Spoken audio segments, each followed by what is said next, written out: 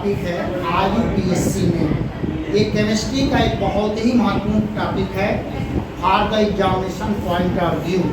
Board के examination की दृष्टि से बहुत ही महत्वपूर्ण टॉपिक है। इसको शुरू करने के पहले हम ईश्वर का स्मरण करते हैं, क्योंकि भगवान का जो नाम है, भगवान के नाम में भगवान जैसी शक्ति मौजूद है। नाम जो है नामी को अधीन करता है, और अगर आप भगवान के नाम का निरंतर जाप करते हैं तो आप समस्त पापों से मुक्त होकर के ईश्वर को प्राप्त हो जाएंगे। भगवान और जीव में जो भेद है वो अभेद हो जाएगा, दोनों एक हो जाएंगे।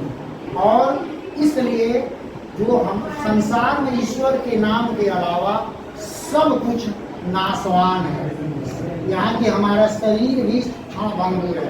इसीलिए कबीरदास जी ने कहा है कि भगत भजन हरि नाम है, दूजा दुख अपार, मन सा वाचा कर्मणा कबीर सुमिरन साथ। अब सभी लोग स्तुति करेंगे।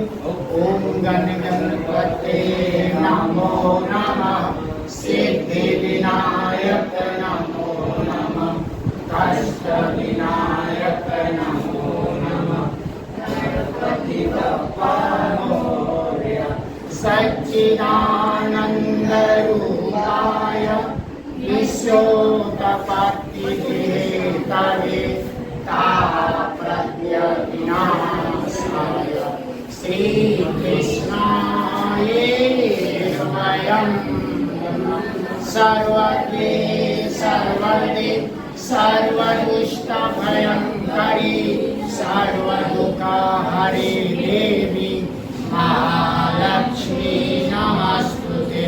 गीता के श्लोक है। अर्जुन को भगवान कृष्ण बोले हैं कि हे अर्जुन, तुम अपने समस्त कर्तव्य कर्मों को छोड़ करके मेरे शरण में आ जाओ, मैं तुम्हारे सारे पाप को माफ कर दूंगा। इसलिए कलयुग में जीवधारी को हमेशा जो मनुष्य है वह इतने अपने कर्तव्य में उलझा हुआ है।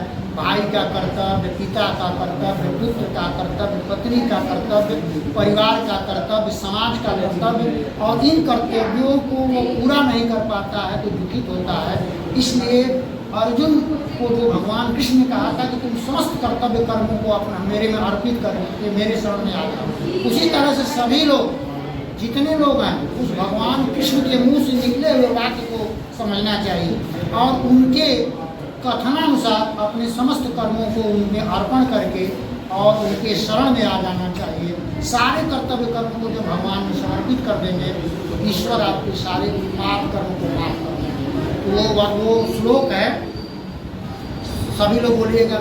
सर्वधर्मान् परित्यज्य मामेकं शरणं व्रज, अहं त्वं सर्वपापेभ्यः मोक्षयिष्यामि मा शुचः। कृष्णाय वासुदेवाय हरे परमात्मने प्रणतक्लेशनाशाय गोविन्दाय नमो नमः। अब सभी लोग हमारे साथ सूर्य मंत्र का उच्चारण करेंगे। कहा जाता है कि सूर्य जो है हमारी आत्मा है। सूर्य को ग्रहेश्वर कहा जाता है।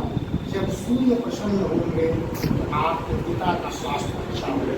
भगवान सूर्य प्रसन्न होंगे आपके पिता के रोजगार में वृद्धि होगी, और सूर्य प्रसन्न होंगे आपका भाग्य उदय होगा, आपकी यश कीर्ति फैलेगी। यानी सूर्य is the controller of all, sun is the controller of all, ग्रह का राजा है सूर्य। सूर्य जब प्रसन्न होंगे तो हमारी बुद्धि बढ़ती है। इसीलिए औरतें छठ का व्रत करती हैं। छठ का व्रत होता है सूर्योपासना, सविता की पूजा करते हैं हम, तो बड़ा ही महत्व है सूर्य का। इसीलिए सूर्य मंत्र का जो जाप करता है उसका भाग्योदय हो जाता है, सारे ग्रह उसके अधीन हो जाते हैं। तो भगवान सूर्य का इस मंत्र का सभी लोग उच्चारण करेंगे। आपके नमो सूर्याय नित्याय नमोताय भानुवे भास्कराय नमोताय मार्कंडाय दिवसवते आदित्यादिदेवाय नमस्ते रश्मिमालिने दिवाकराय नित्याय अग्रये वीराय च प्रभाकराय मित्राय नमस्ते अदिति संभव नमो गोपते नित्यं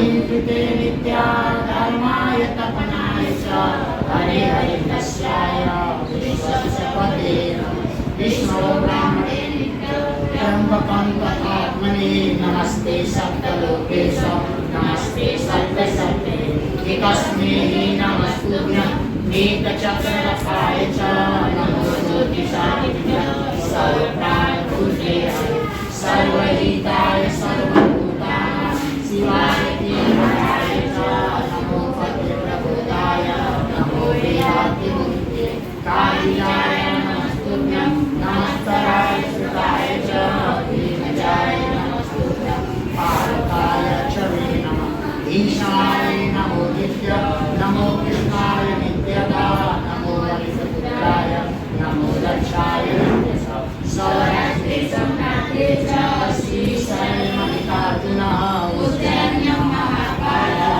ओंकारमल्लेश्वरः वलयां वैद्यनाथः डाक्यां भीमशङ्करः सेतुवन्देतुरादेशं राधेशङ्गारपावने वारस्य विशेषं ब्रह्मणं भवतीयते हिमालये तु केदारनाथः विश्वेशं शिवाले वेदानि ज्योतिर्लिङ्गं सायं प्रातः पठेन्द्रः सत्यधर्मस्य हमारे सनातन धर्म में 12 ज्योतिर्लिंग बड़ी महिमा कहा जाता है कि केवल इसका सुबह और शाम पाठ कर लिया जाए तो 7 जन्मों के पास से मुक्ति मिल जाए। बड़ी महिमा। अब आगे हम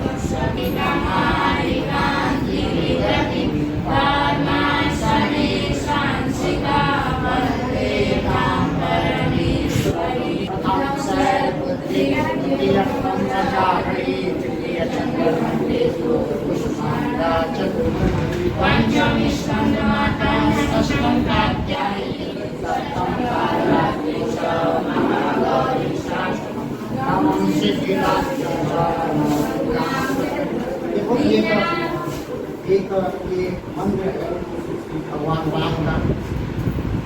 सुबह अगर उठ के हम इसका पाठ करते हैं उस दिन रामायण पढ़ने का फल मिल जाता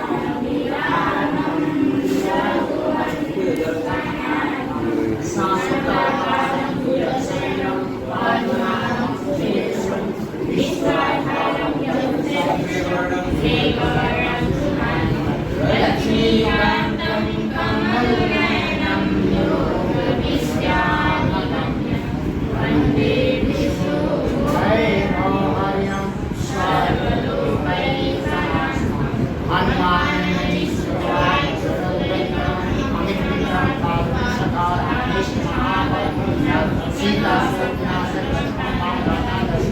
देखो एक चीज़ है कि जो हम बोलते हैं बार बार कोई चीज़ पूरा है वो हर चीज़ सिद्ध हो जाता है। इसलिए हम किसी के बारे में अच्छा बोलें, अपने बारे में भी अच्छा बोलें तो सभी लोग बोलेंगे हमारे साथ। इसको कहेंगे राजयोग। ये योग है जो हम बोल रहे हैं, उसको दोहराइए, मेरा मन शांत है, मेरा मन मेरे साथ है, मेरा मन मेरे नियंत्रण में है, मेरा मन बहुत शक्तिशाली है, मैं एक शक्तिशाली आत्मा हूँ, शांत स्वरूप आत्मा, ज्ञान स्वरूप आत्मा, देव स्वरूप आत्मा, शिव स्वरूप आत्मा, मेरा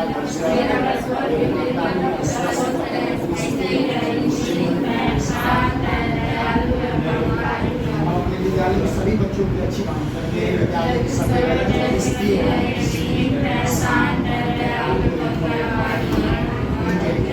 संस्कारवान मेरे विद्यालय के सभी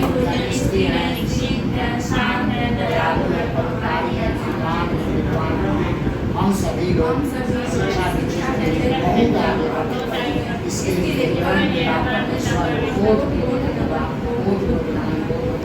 ओम त्र्यंबकं यजामहे सुगन्धिं पुष्टिवर्धनम् उर्वारुकमिव बन्धनान् मृत्युर्मुक्षीयमामृतम्। ओम त्र्यंबकं यजामहे सुगन्धिं पुष्टिवर्धनम् उर्वारुकमिव बन्धनान् मृत्युर्मुक्षीयमामृतम्। ओम त्र्यंबकं यजामहे सुगन्धिं पुष्टिवर्धनम् उर्वारुकमिव बन्धनान् मृत्युर्मुक्षीयमामृतम्। ओम त्र्यंबकं यजामहे सुगन्धिं पुष्टिवर्धनम् उर्वारुकमिव बन्धनान् मृत्युर्मुक्षीयमामृतम्। ओम त्र्यंबकं यजामहे सुगन्धिं पुष्टिवर्धनम् उर्वारुकमिव बन्धनान्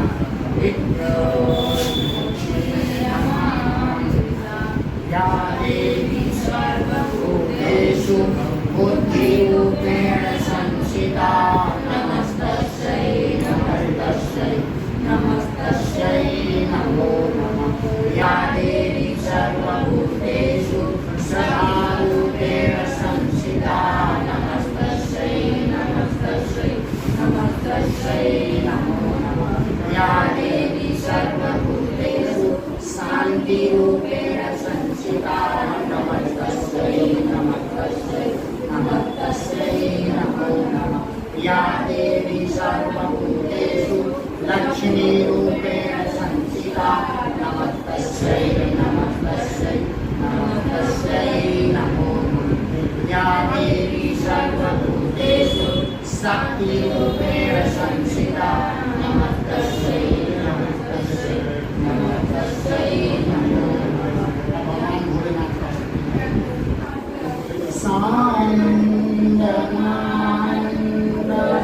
सान्दनान्दनान्दनादेव सन्तम् आनन्दकनिवं वाराणसीनाथमं शान्तनाथम्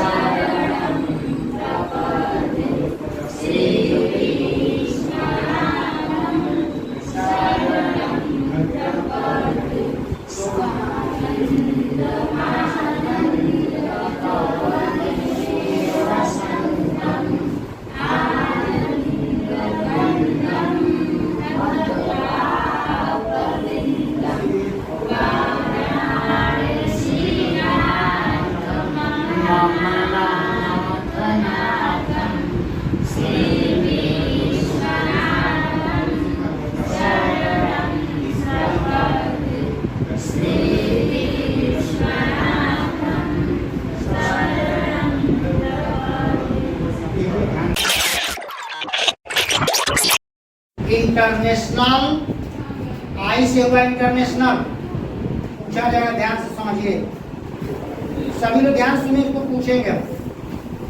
IUPAC, आई से हुआ इंटरनेशनल, यू से हुआ यूनियन, पी से हुआ प्योर, ए से अप्लाइड और सी से हुआ chemistry. International union of pure and applied chemistry. ये जो IUPAC नाम है, यह पूरे वर्ल्ड में प्रसिद्ध है। तो हाँ, वर्ल्ड में। तो देखो, ध्यान समझो, जब हम कार्बनिक यौगिकों का हम क्लासिफिकेशन करते हैं, इसको हम मुख्य रूप से तीन, एल्केन, एल्कीन और एल्काइन। पहले इसको हम समझें कि एल्केन, एल्कीन और एल्काइन का फार्मूला क्या है। तो general formula of alkene CnH2n+2। Alkene का फार्मूला होता है CnH2n और एल्काइन का फार्मूला होता है CnH2n-2। एक CnH2n+2 होता है, दूसरा CnH2n होता है। आप नोट करिए, CnH2n+2, दूसरा होता है CnH2n और तीसरा होता है CnH2n+2। N क्या है? N is the number of carbon, number of carbon. यहाँ N लिखा है नंबर ऑफ कार्बन, ध्यान से समझना है। N क्या है? नंबर ऑफ कार्बन है, नंबर ऑफ कार्बन। इसका मतलब N अगर लिखे नीचे लिखा हुआ है तो नंबर ऑफ कार्बन। अगर एल्केन और 2n+2, यहाँ एल्केन में देखिए लिखा हुआ है, H के नीचे लिखा हुआ है 2n+2, C के नीचे लिखा हुआ है N। अगर N की वैल्यू जो हम यहाँ रखेंगे, उसके आधार पर H की वैल्यू निकल जाएगी। तो N अगर 1 रहेगा तो H की वैल्यू क्या है? 2n+2। इसका मतलब N की जगह हम 1 रखेंगे तो 2 × 1+2, तो C1 है, तो 2 × 1 क्या हो गया? 2, 2 × 1 2, और 2 में 2 प्लस कर देंगे 4। इसका अर्थ यह है कि अगर एल्केन में एक कार्बन होगा तो हाइड्रोजन 4 होगा। हाइड्रोजन की संख्या कार्बन के दुगने से 2 अधिक होगी। तो इसी तरह बताइए, कार्बन 2 होगा तो हाइड्रोजन कितना होगा? 6। 2 2 जा 4 में 2 जोड़ देंगे तो 6। कार्बन 3 होगा तो हाइड्रोजन 8। 3 2 जा 6, 6 में 2 जोड़ देंगे तो आ जाएगा 8। ये आप लोग फार्मूला के आधार पर एल्केन समझें। अब एल्कीन ध्यान समझना है, एल्कीन समझना है। एल्कीन है C। पहले आपको समझिए फार्मूला के आधार पर एल्कीन कौन होगा, एल्कीन कौन होगा, एल्काइन। अगर नंबर ऑफ कार्बन इसमें 1 है, नंबर ऑफ कार्बन कितना है? 1, तो हाइड्रोजन कितना हो गया? 2। कितना हो गया? 2। तो ये कंपाउंड नहीं बनता है, क्योंकि कम से कम कार्बन और कार्बन के बीच में डबल बॉन्ड होता है। तो ये जो एल्कीन का जो देखो, एल्कीन का जो पहला कंपाउंड है वो 1 कार्बन से नहीं बनेगा। तो अगर नंबर ऑफ कार्बन 2 रहेगा तो हाइड्रोजन 4 होगा। एल्कीन का पहला कंपाउंड ये आया आप लोग परीक्षा में, एल्कीन का पहला कंपाउंड होगा C2H4। क्या होगा? C2H4। उसी तरह से एल्काइन का भी पहला फर्क ये होगा, कार्बन 2 होगा तो 2 2 जा 4, 4 में से 2 कर दें, लेस कर दें 2। इसका मतलब ये हुआ, जैसे एल्कीन का पहला कंपाउंड C2H4 होगा, उसी तरह से एल्काइन का भी पहला कंपाउंड क्या होगा? C2H2 होगा, C2H2 होगा। अब यहाँ ध्यान दीजिए, अब ये कौन सा कंपाउंड है? C3H6 क्या है? एल्कीन है कि एल्काइन है? एल्कीन है। नंबर ऑफ कार्बन 3 है, तो 3 2 जा 6। अगर उसका 2 दुगना होगा एल्कीन होगा, और 3 में 3 से 2 से मल्टीप्लाई करें 6, और 6 में से 2 लेस करते हैं 4। ये क्या हो जाएगा? एल्काइन, एल्काइन होगा। और ये क्या होगा एल्कीन। अब इसी तरह से आप लोग बताते जाइए, नंबर ऑफ कार्बन 5 होगा तो हाइड्रोजन एल्कीन में कितना होगा?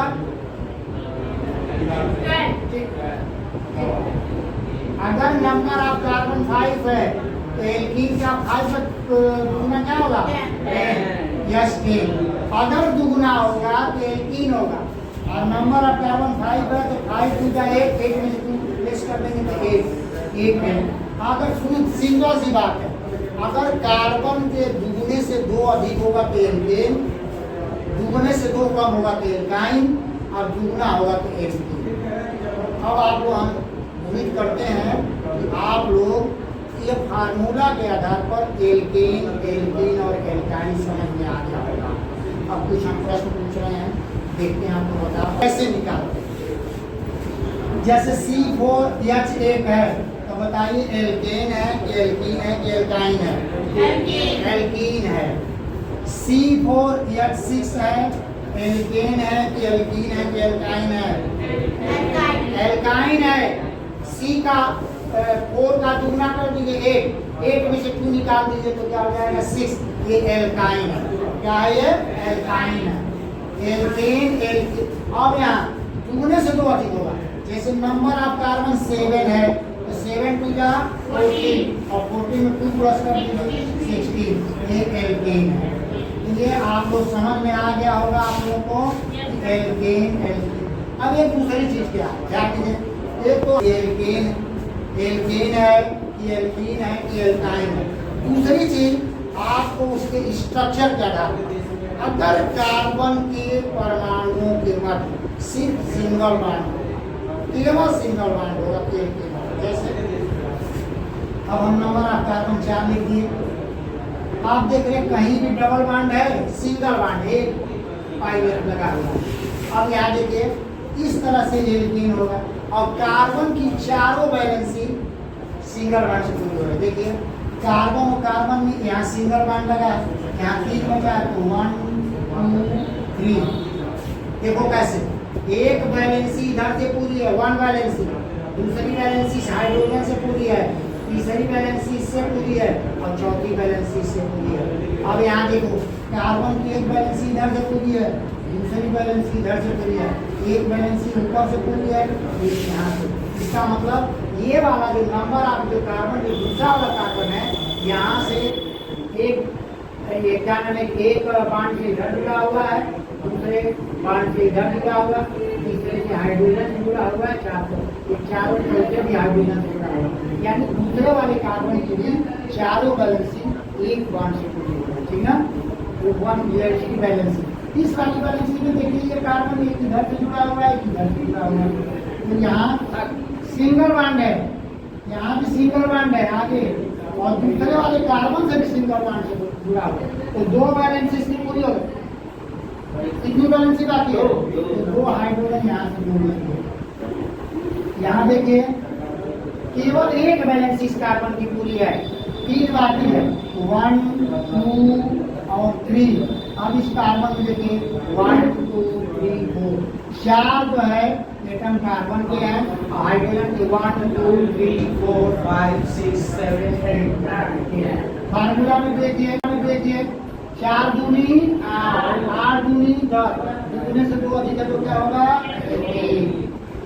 आप लोगों को स्ट्रक्चर के आधार पर एल्केन भी समझ में आ गया, और के आधार पर भी समझ में आ गया।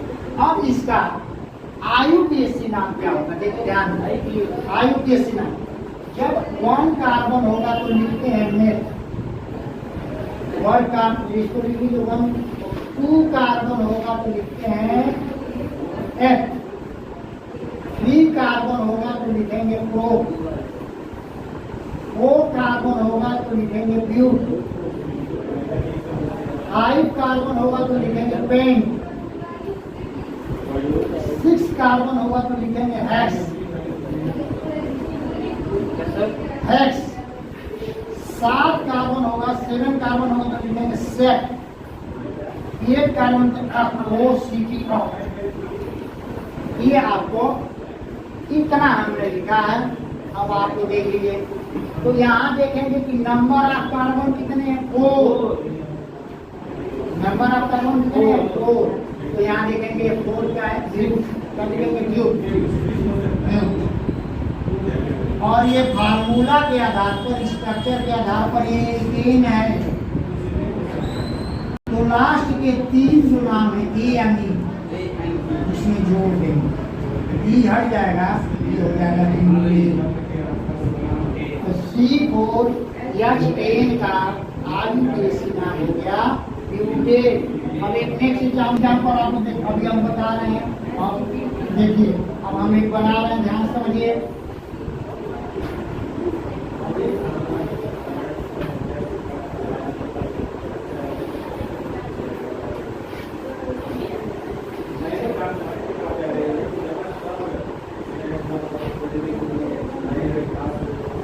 अब बताइए इसमें सिंगल बॉन्ड है कि डबल बॉन्ड है?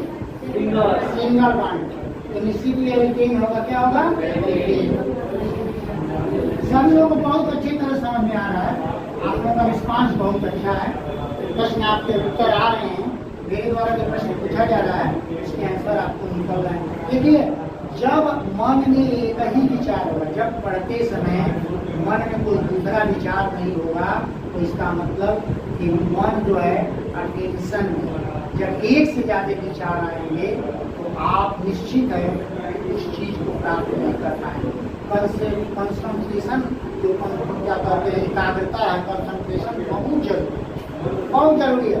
पढ़ाई में 2 चीजें लेके 2 चीजें पढ़ाई में ध्यान करती हैं। पहला आलस, और दूसरा है जब पढ़ने बैठते हैं तो मन का न लगना, मन का ज्यादा विचार देना। इन दोनों पर आप कंट्रोल करके तो निश्चित ही, इसलिए पढ़ने के पहले 5 बार कम से कम 5 मिनट भगवान का नाम लेंगे, ईश्वर का नाम लेंगे, तो मन का जो विकार है शांत। मन का विकार है आलस, मन का विकार है भ्रम फैलाना, बहुत ज्यादा मन में सब विकार है। तो ये हमको हमेशा वर्तमान में रहना, बहुत अच्छे से आप समझ रहे हैं। आप देखते हैं, अब जैसे नंबर ऑफ कार्बन आप काउंट करिए 1 2 3 4 and 5। So there is 5 carbon in the compound. Number of carbon is 5. 5 carbon in this compound. So you can write the number of 5 carbon pent. 1 carbon meth, 2 carbon F, 3 carbon 4, 4 carbon U, and 5 carbon is given this compound. So you can write pen. इसीलिए आप pen लिख सकते हैं कि number of carbon कितना है 5 pen. Alkene है तो लास्ट के 3 ये नाम जोड़ दे, 3 जो अक्षर हैं ए यानी जोड़ देंगे, ये हो जाएगा पेंटेन। पेंटेन तो पेंटेन। अब आप लोग, अब हमें लिख के दे रहे हैं, आप लोग बनाइए तो बताइए हमको ये क्या है। 1 2 3 यहाँ बनाए हैं ऐसे।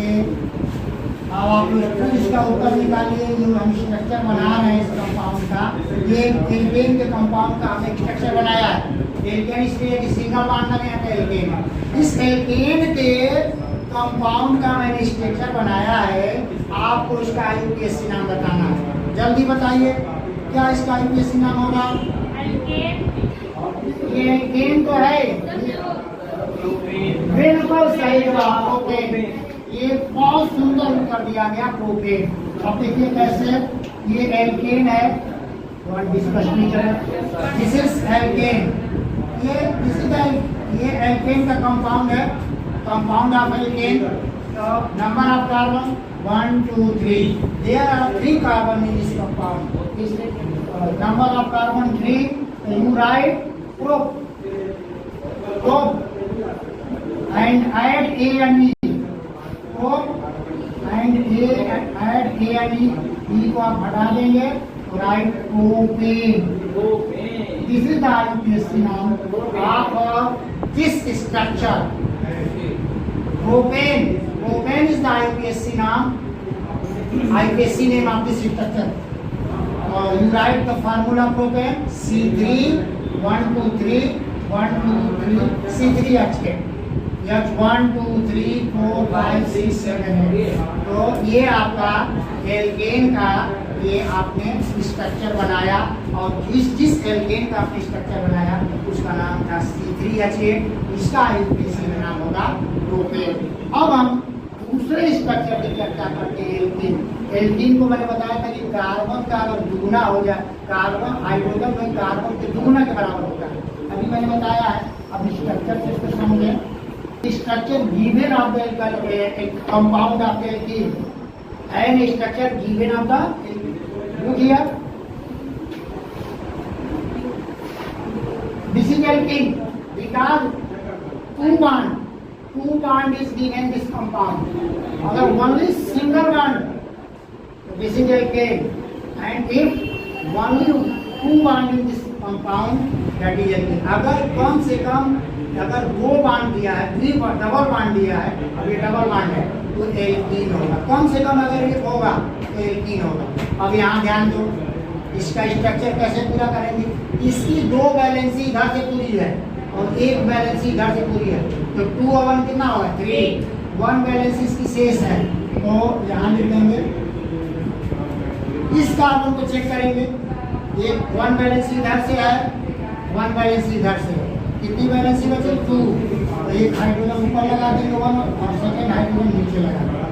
अब यहाँ है इसकी ओनली 1 वैलेंसी जो है पूरी है, 1 valency complete and 3 valency remains. तो अब क्या करेंगे, ऐड विथ हाइड्रोजन, 3 हाइड्रोजन। उस कार्बन में हम 3 हाइड्रोजन को क्या करेंगे, जोड़ देंगे। एक हाइड्रोजन की वैलेंसी इधर से दूसरी हो जाएगी, तीसरी थर्ड, फर्स्ट वैलेंसी इधर, और ये ऑलरेडी एक कार्बन से जुड़ा हुआ है, फर्स्ट वैलेंसी इसकी जुड़ी हुई है। एक वैलेंसी इधर से और ये। अब देखोगे, अब इस कार्बन की, अब ये कार्बन की डबल बॉन्ड जुड़ा हुआ है, एक वैलेंसी इधर से जोड़ देंगे। अब इसका हम आईयूपीएसी में नाम कैसे निकालेंगे, ध्यान दीजिएगा। निश्चित है कि डबल बॉन्ड है तो एल्कीन होगा। क्या होगा, एल्कीन। नंबर ऑफ कार्बन कितने हैं, 1 2 3 4, 4 कार्बन के लिए डुप्लीकेट। अगर 4 कार्बन अगर है उस कंपाउंड में, उस यौगिक में 4 कार्बन है तो डुप्लीकेट है। अब यूट में लास्ट के ये 3 जो अक्षर हैं वर्ड्स से जोड़ देंगे, यानी अब ये ई हट जाएगा, ब्यूटीन हो जाएगा, ब्यूटीन हो जाएगा। समझ में तो आया होगा आप लोगों को। अब एक और उदाहरण हम एक उदाहरण के द्वारा और हम समझते हैं, नोट करते रहिए बातें में।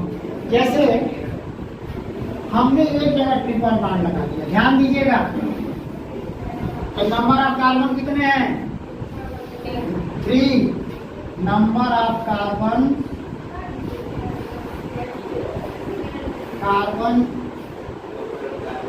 is 3. Number of carbon is 3. And this is the double bond. You write alkyne.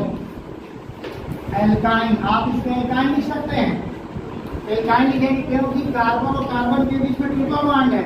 एक भी अगर ट्रिपल हुआ, अगर 1 भी अगर ट्रिपल बॉन्ड हो तो इसको alkyne लिखेंगे। अब यहाँ लिखेंगे। मैं उम्मीद करता हूँ कि ये वीडियो आप लोगों को अच्छा लगा होगा। एग्जामिनेशन पॉइंट ऑफ व्यू से बहुत इंपॉर्टेंट है। एक तो लाइक और शेयर ठोक दीजिए महाकाल का